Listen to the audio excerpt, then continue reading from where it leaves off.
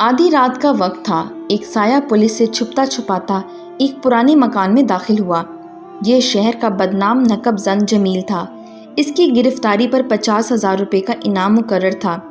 थोड़ी देर पहले वो सेठ आदिल की कोठी में चोरी की नीयत से दाखिल होना चाहता था कि गश्त करती हुई पुलिस ने इसे देख लिया। वो पुलिस को धोखा देकर इस पुराने मकान में आ गया था।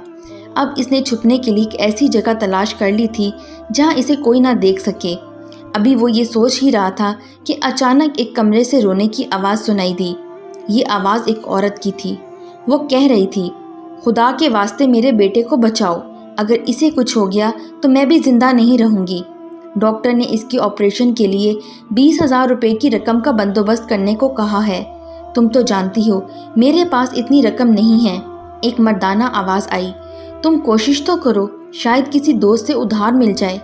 औरत की रूहानी आवाज़ सुनाई दी, मुसीबत के वक्त कोई दोस्त भी काम नहीं आता। मैंने हर जगह कोशिश करके देख लिया है। रेहान मेरी भी औलाद है, मैं खुद बहुत परेशान हूँ। तुम दुआ करो, शायद खुदा कोई सबब बना दे। चाहे कुछ भी करो, चोरी करो या डाका डालो, मुझे अपने बेटे की ज़िंदगी चाहिए। औरत मुसलसल परेशानी के आलम में बोलती जा रही थी। जमील ये गुफ्तगू सुनकर माजी की धुंधलों में खो गया। 10 साल पहले वो एक मामूली मजदूर था। मेहनत मजदूरी करके अपना और अपने बच्चों का पेट पालता था। इसकी बीवी सलमा एक साबुर शाकिर औरत थी। दोनों मियाँ बीवी तंगदस्ती में भी अपने इकलौते बेटे आसिम की साथ हंसी खुशी की ज़िंदगी गुजार रहे थे। एक दिन जमील मजदूरी करके घर वापस आया तो मालूम हुआ कि आसिम शदीद बुखार में मुब्तला है। जमील फ़ौरन आसिम को करीबी डॉक्टर के पास ले गया। डॉक्टर ने आसिम का मुआयना करने के बाद बताया कि इसे नमूनिया हो गया है। डॉक्टर ने जमील को दवाएं लिख कर दी। जमील के पास डॉक्टर की फ़ीस अदा करने के बाद दुआओं के लिए मज़ीद पैसे ना थे। इसकी बीवी बेटे की हालत देखकर मुसलसल रोए जा रही थी। परेशानी के आलम में जमील को और तो कुछ ना सूझा, बस चोरी करने का ख्याल आया। चोरी का इरादा करके घर से निकला। एक आलीशान कोठी में दाखिल हुआ ही चाहता था कि पुलिस ने इसे देख लिया। वो पुलिस की गिरफ्त में आए बगैर सीधा अपने घर पहुंचा, मगर उस वक़्त तक बहुत देर हो चुकी थी।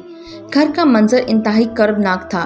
बर वक्त दवाई ना मिलने की वजह से आसिम का बुखार शदीद हो गया था, इतना शदीद कि वो कुछ देर पहले इंतकाल कर चुका था।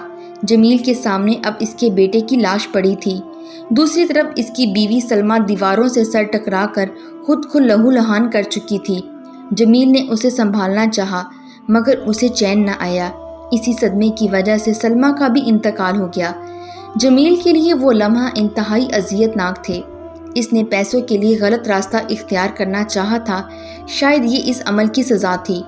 उसी वक्त पुलिस भी उसे ढूंढते हुए वहां पहुंच चुकी थी। जमील अब पुलिस की तहवील में था। जमील ने इन्हें अपनी बेगुनाही का यकीन दिलाने की कोशिश की और पुलिस को बताया कि इसके बेटे की बीमारी के इलाज के लिए इसके पास रकम नहीं थी, इसलिए वो ये कदम उठाने पर मजबूर हुआ। गिरफ्तारी के बाद जमील को सिर्फ इतनी मोहलत दी गई कि वो अपनी आंखों से बीवी और बच्चे को दफन होता देख सके। इस मौके पर इसके चंद रिश्तेदार और मोहल्ले के अफराद भी मौजूद थे। हर आंख अश्कबार थी, लेकिन कोई भी जमील की मदद ना कर सका। पुलिस जमील को अपने साथ ले गई। अदालत में जुर्म साबित होने पर इसे 6 माह की कैद की सज़ा सुनाई दी गई।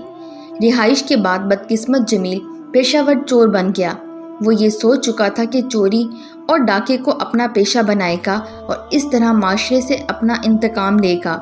लेकिन वो एक ऐसा नरम दिल वाक़या हुआ कि इसने आज तक किसी गरीब को तंग नहीं किया था। वो अमीरों और वडेरों के घर चोरी करता, इसलिए पैसे वाले लोग इससे हमेशा खौफज़दा रहते थे। पुलिस ने इसकी गिरफ्तारी के लिए 50,000 रुपये इनाम मुकर्रर किया था, मगर वो अभी तक गिरफ्तार नहीं हुआ था। जमील जब ख्यालों की दुनिया से वापस आया तो इसने कमरे के दरवाजे पर दस्तक दी। अंदर से दरवाज़ा खुला। कमरे में मौजूद मियाँ बीवी इसे देखकर खौफज़दा हो गए। फिर मर्द हिम्मत करके बोला, दरवाज़ा तो बंद था, तुम आखिर अंदर कैसे आ गए? तुम कौन हो और क्या चाहते हो?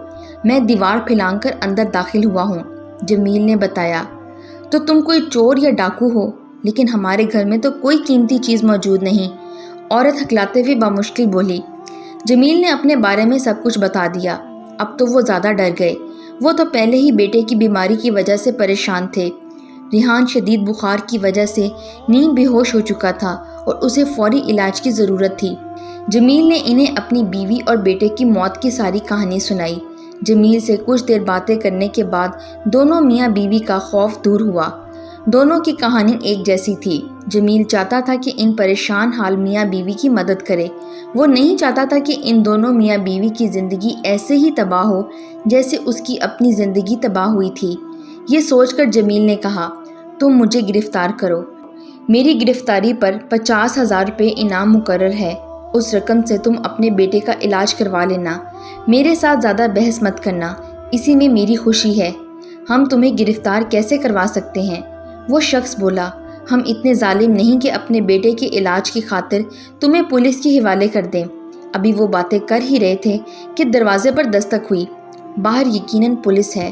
جمیل نے کہا، تم چھت پر چلے جاؤ اور پائپ سے لٹک کر یہاں سے بھاگ جاؤ۔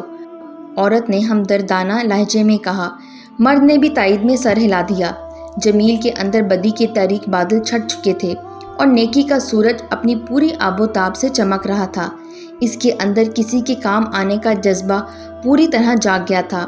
اسے یوں محسوس ہو رہا تھا جیسے اس نے اپنے من میں ڈوب کر سراغ زندگی کو پا لیا ہے، لہٰذا اس نے کمرے سے نکل کر باہر کا دروازہ کھول دیا۔ پولیس اندر داخل ہوئی اور اسے گرفتار کر لیا۔ پولیس نے ضروری کارروائی کے لیے اس مرد کو بھی ساتھ لے لیا۔ جمیل نے اسے چپ رہنے کو کہا اور اعلیٰ افسروں کے سامنے فرضی کہانی سنا دی۔ ایک پولیس اہلکار نے مرد کا نام اور پتہ نوٹ کر لیا۔ اس مرد نے اپنا نام خالد بتایا تھا۔ جمیل کی جیب میں اس وقت 2,000 روپے موجود تھے۔